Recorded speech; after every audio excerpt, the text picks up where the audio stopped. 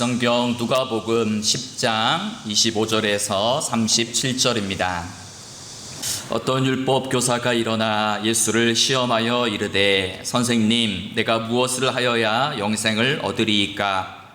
예수께서 이르시되 율법에 무엇이라 기록되었으며 내가 어떻게 읽느냐? 대답하여 이르되 내 마음을 다하며 목숨을 다하며 힘을 다하며 뜻을 다하여 주 너의 하나님을 사랑하고 또한 내 이웃을 내 자신같이 사랑하라 하였나이다. 예수께서 이르시되 내 대답이 옳도다. 이를 행하라. 그러면 살리라 하시니 그 사람이 자기를 옳게 보이려고 예수께 여짜오되 그러면 내 이웃이 누구니이까? 예수께서 대답하여 이르시되 어떤 사람이 예루살렘에서 여리고로 내려가다가 강도를 만나매 강도들이 그 옷을 벗기고 때려 거의 죽은 것을 버리고 갔더라. 마침 한 제사장이 그 길로 내려가다가 그를 보고 피하여 지나가고 또 이와 같이 한 레위인도 그곳에 이르러 그를 보고 피하여 지나가되 어떤 사마리아 사람은 여행하는 중 거기 이르러 그를 보고 불쌍히 여겨 가까이 가서 기름과 포도주를 그 상처에 붓고 싸매고 자기 짐승에 태워 주막으로 데리고 가서 돌보아 주니라. 그 이튿날 그가 주막 주인에게 이르되 데나리온 둘을 내어주며 이르되 이 사람을 돌보아 주라. 비용이 더 들면 내가 돌아올 때에 갚으리라 하였으니 내 생각에는 이 세 사람 중에 누가 강도 만난 자의 이웃이 되겠느냐? 이르되 자비를 베푼 자니이다. 예수께서 이르시되 가서 너도 이와 같이 하라 하시니라. 아멘. 네, 오늘은 우리 성령님과 함께 걷는 삶 5번째 시간, 자비의 열매에 관해서 생각해 보겠습니다. 성경에서 말하는 이 자비라는 것은 단순한 동정심이나 측은지심이 아니라 타인의 아픔에 함께 깊이 공감하고 함께 아파하고 또 실제적인 도움을 주는 행위를 가리켜서 바로 자비다라고 합니다. 그래서 이 자비라는 단어가 헬라어로는 크레스토테스라고 부르는데 이 단어는 성경에서 비슷하게 친절이나 자비, 긍휼, 온유, 관대함 등등으로 이제 번역이 되기도 합니다. 이 성령의 열매는 다 하나님의 성품으로부터 흘러나오죠. 그래서 이 자비라는 성령의 열매도 하나님의 성품입니다. 그래서 출애굽기 34장 6절에 보면 하나님이 자기 자신을 이렇게 계시하지요. 나는 여호와라 여호와라. 자비롭고 은혜롭고 노하기를 더디하고 인자와 진실이 많은 하나님이라 이렇게 이야기합니다. 하나님의 여러 가지 성품과 속성이 나열되는데 첫 번째가 바로 자비롭다라는 그런 하나님의 성품이 나타나고 있습니다. 여기서 이제 자비롭다라는 뜻이 어원이 무슨 뜻일까라고 찾아보니까 자비롭다라는 것은 이제 히브리어로는 라함이라고 하는데 그 어근을 찾아가 보니까 바로 여성의 자궁을 뜻하는 그러한 레헴에서 나왔다라는 것이죠. 즉 하나님의 자비로우심이 무엇인가? 바로 어머니가 아기를 품고 어머니의 따뜻한 사랑으로 아기를 사랑하고 돌보고 양육하는 그러한 모성적인 보호하심과 사랑과 연민을 나타내는 단어가 바로 자비다라는 것입니다. 즉 인간의 죄와 불순종에도 불구하고 우리가 행한 그대로 갚으시는 것이 아니라 오히려 우리를 불쌍히 여기시고 긍휼히 여기시고 오래 참고 기다리시며 우리를 품어주시는 그 하나님의 사랑이 바로 자비다라는 것입니다. 그래서 이 자비라는 단어는 구약에서 자주 나타나는 헤세드라는 단어와 연결됩니다. 헤세드도 자비, 인자하심, 사랑이라고 이제 번역이 되는데요. 바로 우리 인간의 죄악과 반역에도 불구하고 우리를 끝까지 포기하지 않고 사랑하고 품어주시는 그 하나님의 신실하신 사랑, 하나님의 언약적인 사랑을 나타내는 단어가 바로 헤세드입니다. 더 쉽게 이야기하면 용서받을 수 없는 자를 용서하고 사랑받을 만한 자격이 없는 자를 일방적으로 사랑하시는 그 하나님의 사랑이 바로 하나님의 헤세드이고 자비하심이다라는 것이죠. 그래서 이 하나님의 헤세드와 하나님의 자비하심이 있었기 때문에 저와 여러분이 이 자리에 있을 수 있는 것입니다.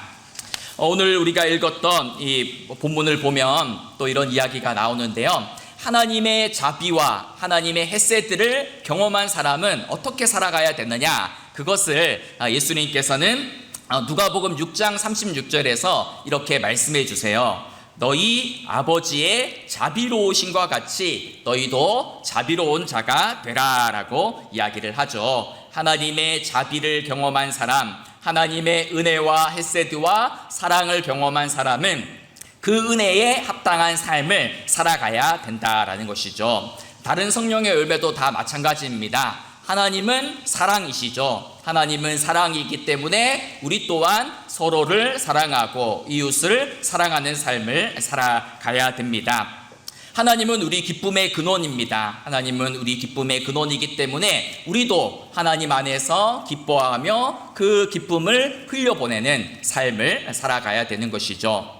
하나님과 화평한 사람, 하나님과 샬롬을 맺은 사람은 이웃과도 화평하고 샬롬을 맺을 수 있어야 됩니다. 하나님이 우리를 오래 참고 기다려 주셨듯이 우리도 누군가를, 가족을, 사랑하는 이웃을 오래 기다려주고 참을 줄 알아야 되는 것이죠. 하나님이 자비로우시기 때문에 우리도 그 자비를 실천하며 행동으로 옮기고 살아가야 된다라는 것입니다. 오늘 본문에 나온 선한 사마리아인의 비유는 자비가 무엇인지를 가장 잘 보여주는 성경 본문 가운데 하나입니다. 우리가 너무 잘 아는 이야기죠. 어떤 사람이 예루살렘에서 여리고로 내려가는 길에 강도를 만났습니다. 그 강도는 이 사람의 옷을 벗기고 모든 소유를 빼앗고 이 사람을 거의 때려서 이 사람은 거의 죽을 지경이 되어서 내버려진 채에 길가에 누워 있었습니다. 많은 사람들이 그 곁을 지나갔겠죠. 그런데 한 제사장이 그 길로 내려가다가 그 사람을 보고도 그냥 지나쳤습니다. 또 다음에는 레위인도 그 사람을 보고 그냥 지나쳤다라고 이렇게 이야기를 하죠. 가장 경건한 사람, 제사장과 레위인이 그 사람을, 그 강도 만난 사람을 왜 보고 그냥 지나쳤을까요? 어떤 사람은 이렇게 해석을 합니다. 이 제사장과 레위인은 제사를 집전하는 거룩한 사람이기 때문에 피를 흘린 사람을 만지면, 피를 묻히면 부정하기 때문에, 율법의 부정을 타기 때문에 그냥 지나쳤다라고 이렇게 해석을 하기도 하죠. 그런데 이제 오늘 본문을 가만히 읽어보면 지금 가는 길이 어디냐면 제사를 드리기 위해서 여리고에서 예루살렘으로 올라가는 길이 아니라 정반대로 제사를 끝내고 예배를 마치고 예루살렘에서 여리고로 내려가는 길입니다. 즉 제사장도 레위인도 예루살렘에서 제사를 끝내고 마치고 내려가는 그 길에 이 강도 만난 자를 만났기 때문에 제사가 급해가지고 예배가 급해가지고 혹은 그런 부정함을 피하기 위하여서 강도 만난 자를 피해갔다라고 해석하는 것은 적절하지 않다라는 것을 우리가 발견할 수 있습니다. 그렇다면 왜 그냥 지나쳤을까요? 그 이유가 성경에 명확하게 나와 있지 않기 때문에 우리도 알 수가 없습니다. 그런데 이 성경 기자는 뭐라고 이야기하냐면 31절, 32절, 33절에서 강조하는 단어가 있습니다. 보고도 피했다라는 겁니다. 보다라는 강조가 반복되고 있어요. 제사장도 보았습니다. 레위인도 강도 만난 자를 보았습니다. 그 다음에 사마리아인도 강도 만난 자를 보았다라는 것입니다. 그런데 눈으로 보기는 보았는데 그 사람의 고통과 아픔을 제대로 보지 못했다라는 것이죠. 제사장과 레위인은 강도 만난 사람의 고통과 아픔을 보았던 것이 아니라 그 순간에 계산을 했던 것입니다. 내가 지금 이 사람을 도와주면 어떤 손해를 볼까? 어떤 피해를 볼까, 어떤 불편함을 감수해야 되지, 그것을 보았던 것이죠. 그래서 제사장과 레위인은 강도 만난 사람을 눈으로 본 것이 아니라 사실은 자기 자신을 보고 있었던 것입니다. 반면 사마리아 사람은 달랐지요. 어떤 것이 달랐습니까? 어떤 사마리아 사람은 여행하는 중 거기 이르러 그를 보고 불쌍히 여겼다라고 이렇게 이야기를 합니다. 불쌍히 여겼다라고 이야기합니다. 길을 가다가 강도를 만나서 옷도 빼앗기고 모든 소유물을 다 빼앗기고 너무 많이 맞아가지고 거의 죽을 지경이 된 그 사람을 보자 이 사마리아 사람 마음 가운데 자비의 마음, 긍휼의 마음, 불쌍히 여기는 마음이 생겨났다라는 거죠. 그래서 여기서 불쌍히 여기다라는 이 말은 헬라어로 스플랑크 니조마이라고 하죠. 그래서 이 스플랑크 니조마이 발음하기 어려운 이 단어가 뭡니까? 우리말로 쉽게 번역하면 애간장이 녹는다라는 것입니다. 애간장이 탄다라는 그런 말을 하죠. 그래서 우리 인체의 기관인 이 내장이 다 녹아내릴 정도로 아파하고 안타까워하는 마음이 사마리아 사람에게 있었다라는 것입니다. 이 스플랑크 니조마이라는 단어가 누가복음에 2번 더 나옵니다. 어디에 나오냐면 예수님께서 나인성에 들어가셨을 때 나인성의 과부가 하나밖에 없는 아들을 잃고 슬퍼하는 모습을 보며 예수님께서 이렇게 말씀하셨죠. 주께서 과부를 보시고 불쌍히 여기사 울지 말라 하시고라고 말씀하셨습니다. 바로 예수님께서 나인성 과부를 불쌍히 여기는 마음, 그것이 불쌍히 여기다라는 단어입니다. 또 한 번 더 나옵니다. 우리가 잘 아는 누가복음 15장에 나와요. 탕자의 비유 이야기에 나옵니다. 탕자가 아버지의 재산을 허랑방탕하게 다 낭비하고 집으로 돌아오고 있을 때 아버지가 벌써 나와서 아버지가 아들을 기다리고 있었죠. 그리고 아버지가 아들을 보자마자 뛰쳐나가서 달려나가서 가서 껴안아주고 입을 맞추는 그 장면입니다. 그때 뭐라고 이야기합니까? 아직도 거리가 먼데 아버지가 그를 보고 측은히 여겨 달려가 옷을 안고 입을 맞추었다라고 이야기하죠. 여기서 이 측은히 여기다라는 단어가 스플랑크 니조마이라는 단어입니다. 즉 사마리아 사람이 강도 만난 자를 불쌍히 여겼던 그 마음은 어떤 마음이에요? 예수님의 마음이었고 하나님 아버지의 마음이었다라는 것입니다. 그래서 사마리아 사람은 공경과 어려움에 처한 사람을 보고서도 그냥 지나쳤던 것이 아니라 예수님의 마음으로 하나님의 아버지의 마음으로 그를 정성껏 돌보아 주었다라고 합니다. 사마리아 사람이 어떻게 그 사람에게 자비를 베풀었는지 어떻게 도와주었는지가 34절에 이렇게 구체적으로 묘사되어 있죠. 가까이 가서 기름과 포도주를 그 상처에 붓고 싸매고 자기 짐승에 태워 주막으로 데리고 가서 돌보아 주었다라고 이야기합니다.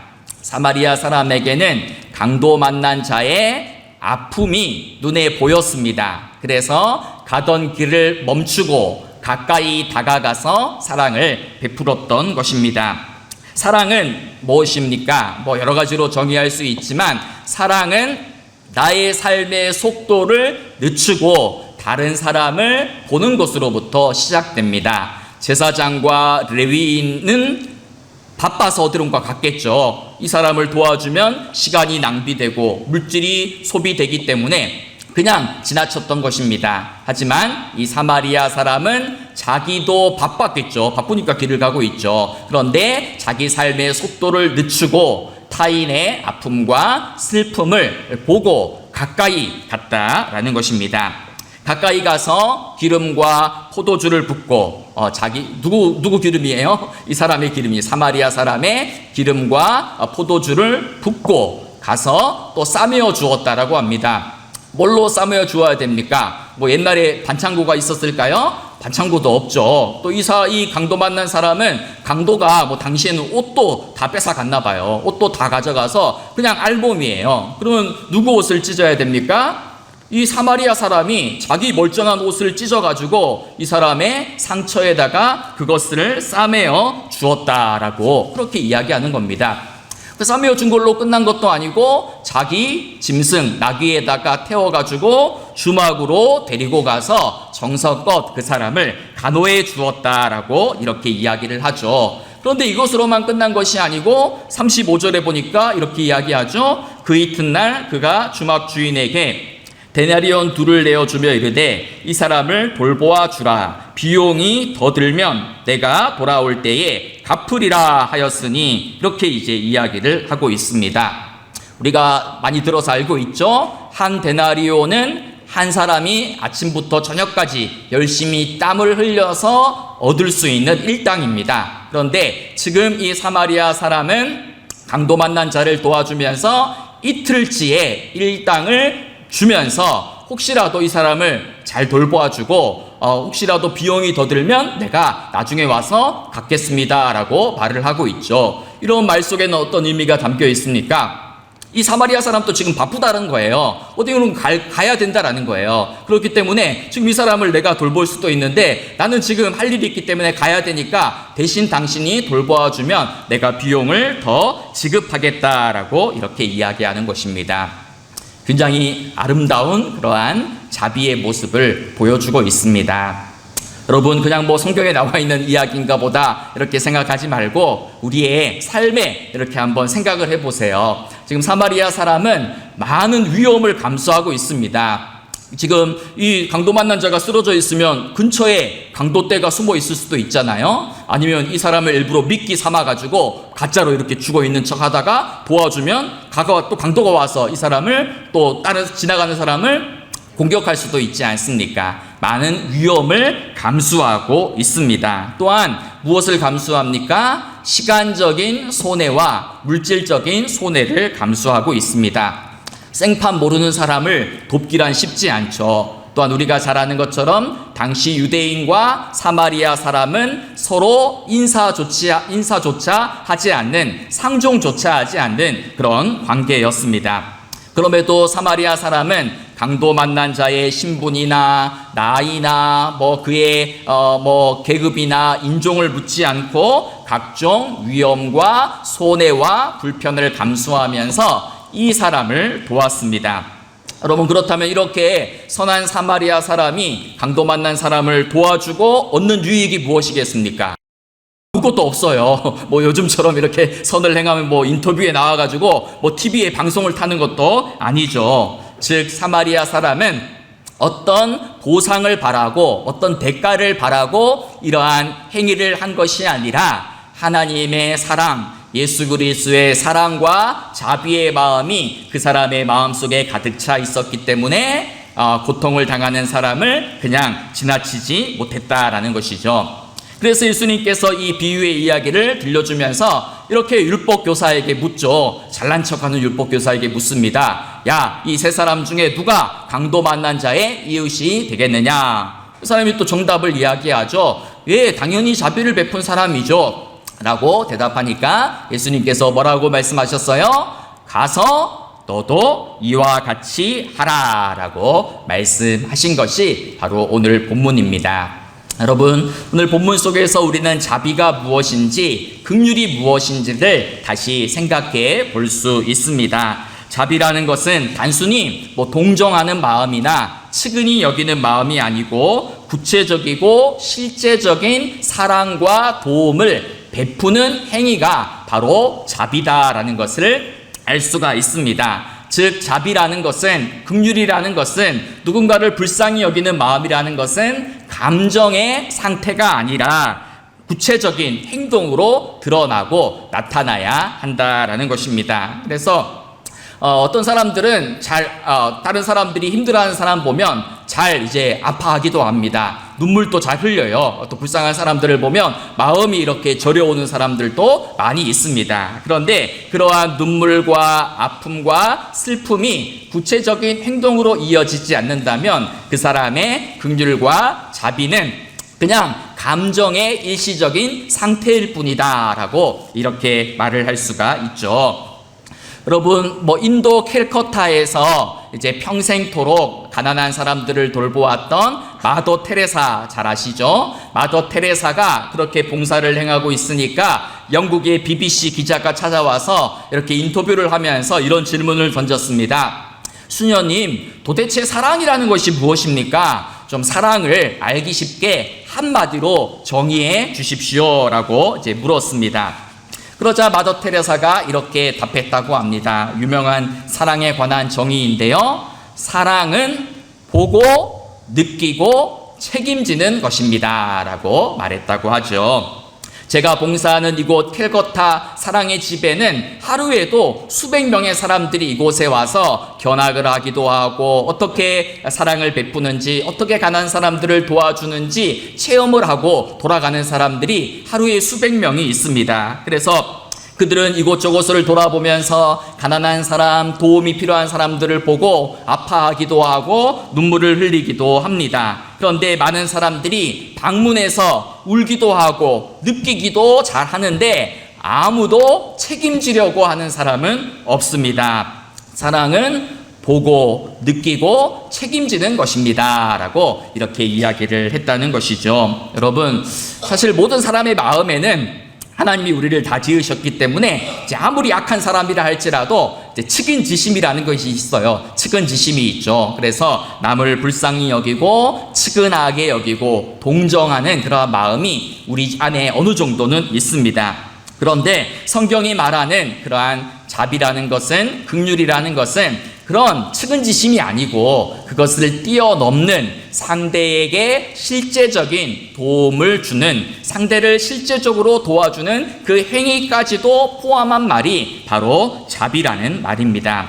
그래서 우리 기독교의 핵심 교리를 나타내는 성경 구절이 무엇입니까? 요한복음 3장 16절이죠. 하나님이 세상을 이처럼 사랑하셨습니다 라는 말로 끝나는 게 아니죠. 하나님이 세상을 이렇게 사랑했습니다, 하나님이 세상을 사랑합니다 라는 말로 끝나지 않고 뒤에 무슨 단어가 이어집니까?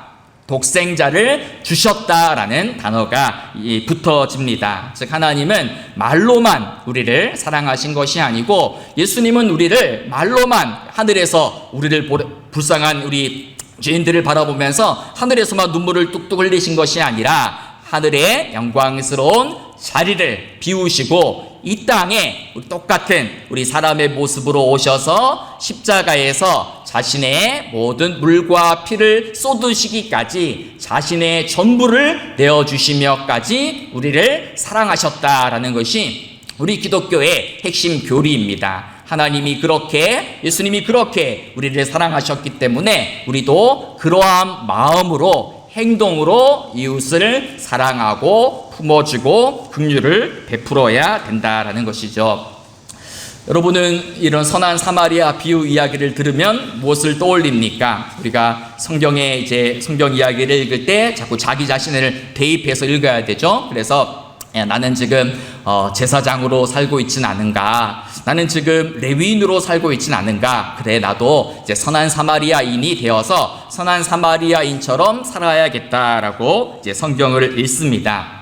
그런데 사실은 성경을 더 깊이 읽다 보면 이 비유에 나오는 사람은 저는 제사장도 아니고요, 레위인도 아니고 선한 사마리아인도 아닙니다. 누굽니까? 강도 만난 사람이 우리예요. 강도 만난 자가 우리입니다. 강도를 만나서 가진 모든 것을 다 빼앗기고 죄와 사망의 길에 내버려져서 죽을 수밖에 없었던 강도 만난 자가 바로 우리였던 것입니다. 그래서 하나님의 은혜, 예수 그리스도의 사랑이 없었다면 우리는 그 길가에 쓰러져서 영원히 죽을 수밖에 없는, 멸망당할 수밖에 없는 불쌍한 인생이었는데, 선한 사마리아 같은 예수님이 우리를 찾아오셔서 우리의 상처를 싸매어 주시고 우리의 눈물을 닦아 주시고 우리를 돌보아 주셨기 때문에 저와 여러분이 이 자리에 있는 것입니다. 그렇기 때문에 여러분, 강도 만난 자가 사마리아인의 도움을 받아서 다시 살아났다면, 다시 살아난 사람은 어떻게 살아야 됩니까? 거저 받은 은혜를 거저 나눠주면서 살아야 되겠죠. 이것이 바로 하나님의 자비로우심과 같이 너희도 자비로운 자가 되라라는 그러한 말씀의 의미입니다. 여러분, 오늘 우리가 살아가는 시대는 자비가 있어요, 없어요? 없는 시대죠. 무자비한 시대를 살아가고 있습니다. 조금만 뒤처지면, 조금만 힘이 없으면 그냥 손해를 보고 그냥 억울한 일을 당하는 적자 생존, 약육강식, 강한 자만이 살아남고 힘 있는 자만이 살아남는 시대를 살고 있습니다. 이러한 시대를 살아가면서 우리 그리스도인들은 어떤 마음으로 살아가야 됩니까? 그래, 이게 자비가 없는 시대니까 야, 나도 남들처럼 힘을 키워야겠다. 나도 남들처럼 돈이 없으면 무시당하니까 나도 남들처럼 돈을 더 많이 벌어야겠다. 나도 남들처럼 더 강해져야겠다. 이런 생각을 하면 안 되고요. 예수 믿는 사람들은 자비가 사라진 시대이니까, 다 경쟁하고 소비하고 남들 위해 군림하려고 하는 시대니까 나는 예수님의 마음을 가지고, 하나님의 마음을 가지고 자비와 긍휼과 사랑을 실천하며 살아야겠다라는 이런 마음을 품는 자가 정말 예수 믿는 사람이지 않겠습니까? 이런 이야기가 있어요. 어떤 부잣집이 있었는데 그 부잣집 옆에 어떤 가난한 이웃이 이사를 왔습니다. 그런데 이 부자는 예수님도 잘 믿어서 아침마다 이렇게 기도했대요. 하나님 감사합니다. 올해도 많은 추수를 거두게 하시니 감사합니다. 우리 옆집에 가난한 사람이 이렇게 이사를 해왔는데 그 가난한 사람도 하나님이 도우시고 먹을 것을 주십시오. 이렇게 매일 기도하더라는 거예요. 그러니까 그 기도를 들은 아들이 궁금해서 물었습니다. 왜 아빠, 왜 그런 기도를 드려? 아빠가 이야기합니다. 하나님은 가난한 사람들을 위해 기도하는 것을 좋아한단다. 너도 가난한 사람들을 꼭 기억하고 빠짐없이 기도하렴이라고 말했다는 것이죠. 그러니까 그 아들이 아버지에게 따지듯 물었다라는 것이죠. 아버지, 하나님을 너무 피곤하게 만들지 마세요. 그냥 아버지가 쌀 한 가마니 가져다 주면 되잖아요. 이렇게 이야기했다라는 것입니다. 그냥 가난한 사람이 있으면 쌀 한 가마니 가져다 주면 되는데 그 사람을 위해서 뭐 기도한다니, 그런 이제 거짓 경건에 취해 있지 말라라는 이야기입니다. 여러분, 탈무드에 이런 이야기가 있어요. 무슨 이야기입니까? 하나님은 우리가 이웃을 바라보는 그 눈빛으로 우리를 지금 보고 계신다. 내가 어떤 이웃, 어떤 사람을 바라보는 그 눈빛으로 하나님이 지금 그 눈빛으로 나를 바라보고 계신다라는 거예요. 그럼 어떤 눈빛으로 이웃을 바라보고 세상을 바라보고 약한 사람들을 대해야 되겠습니까? 따뜻한 눈빛, 사랑이 담겨있는 눈빛으로 그 사람을 바라보아야지 하나님도 그 눈빛으로 나를 바라보신다라는 그러한 이야기이죠. 그래서 산상수훈 팔복에는 어떤 말씀이 있습니까? 긍휼히 여기는 자는 복이 있나니 너희도 긍휼히 여김을 받을 것이다 라고 말씀을 하는 것이죠. 누군가를 불쌍히 여기면 하나님도 나를 불쌍히 여기고, 누군가에게 자비를 베풀면 그 자비하심으로 하나님도 나를 대우한다라는 그런 이야기입니다. 구약에 보면 약한 사람들을 보호하는 법이 참 많이 있죠. 곡식을 베고 추수를 하다가도 누구를 생각하래요? 약한 사람들을 생각하라고 합니다. 그래서 너가 밭에서 곡식을 벨 때에 그 한 부스를 밭에 잊어버렸거든. 다시 가서 그것을 취하지 말고 객과 고아와 가부를 위하여 버려두어라. 이렇게 이야기를 하죠. 추수를 하다가 이제 한 묶음을 잊어버렸어요. 그러면 다시 돌아가서 그 한 묶음 다시 찾아오지 말고 샅샅이 다 거두지 말고 혹시라도 먹을 것이 없는 객과 사회적 약자인 고아와 과부를 기억하며 남겨두라는 것입니다. 그래서 감람나무를 떤 후에도 포도나무를 딴 다음에도 다 거두지 말고 남겨두어라 라는 그러한 약속의 말씀을 우리가 기억하고 있을 것입니다. 그래서 우리 조상들도 이제 까치밥이라는 것이 있었죠. 그래서 감나무의 감을 다 따지 않고 겨울철에 먹을 것 없는 새들의 먹이로 이제 그 감들을 남겨두기도 했다라는 것입니다. 그래서 우리 김남주라는 시인은 옛 마을을 지나며라는 그런 시에서 이렇게 이야기를 하죠. 찬설이 나무 끝을 나르는 까치를 위해 홍시 하나 남겨둘 줄 아는 조선의 마음이여라는 그런 이제 시를 짓기도 했습니다. 이런 따뜻한 마음, 이런 여유와 이런 사랑과 자비의 마음이 점점 사라져 가고 있는 이 시대에 우리는 사랑과 자비를 실천하는 그런 그리스도인으로 살아가야 된다라는 것입니다. 여러분, 교회라는 것은 거룩한 낭비가 있는 공동체입니다. 여러분들 어디 장에 가서 물건 깎을 때 우리 교회에서 왔는데 좀 깎아주세요 이렇게 하면 될 거 안 돼요? 안 됩니다. 교회에서 왔는데 깎아주세요 하면 안 되고, 우리가 사랑을 행할 때도, 구제를 행할 때도, 음식을 준비할 때도 너무 딱 맞게 이렇게 준비하지 말고 넉넉하게, 손이 큰 사람이 되어가지고 많이 준비하고 넉넉하게 나누어주고 그렇게 자비를 베푸는 그러한 사람들이 되어야 됩니다. 하나님께서 우리를 사랑할 때에, 저와 여러분들을 사랑할 때 계산기를 들고 최소의 비용으로 최대의 효과를 얻어야지 하는 마음으로 우리를 사랑하지 않으셨죠. 십자가에서 그냥 아무 계산 없이 우리를 사랑하셨어요. 자신의 전부를 내주고 우리를 사랑하셨잖아요. 그랬기 때문에 교회도 거룩한 낭비가 있는 교회 공동체다라는 것을 기억하고, 교회는 자꾸 베풀고 나누고 그냥 펑펑 쏟아 부어주는 것이 바로 교회이다, 그리고 우리 그리스도인들이다라는 것을 기억을 해야 됩니다. 여러분, 제가 설교 시작할 때 자비라는 단어가 크레스토테스라고 말씀을 드렸어요. 그런데 이제 예수 그리스도 할 때 그리스도라는 단어가 뭐예요? 크리스토스입니다. 그래서 비슷하잖아요. 크레스토테스, 크리스토스 비슷하니까 초대교회 당시에 이방인들은 예수 믿는 사람들을 자비의 사람들, 사랑의 사람들, 긍휼의 사람들이다라고 생각을 했다라는 것이죠. 여러분, 우리가 왜 손해를 감수하고 불편을 감수하고 어려움을 감수하고 위험을 감수하고 약한 사람들을 돌아보고 사랑을 흘려보내야겠습니까? 그 이유는 딱 하나입니다. 이 말씀에 나와 있어요. 예수님께서 제자들을 파송하시면서 이렇게 말씀하셨죠. 같이 한번 읽어볼까요?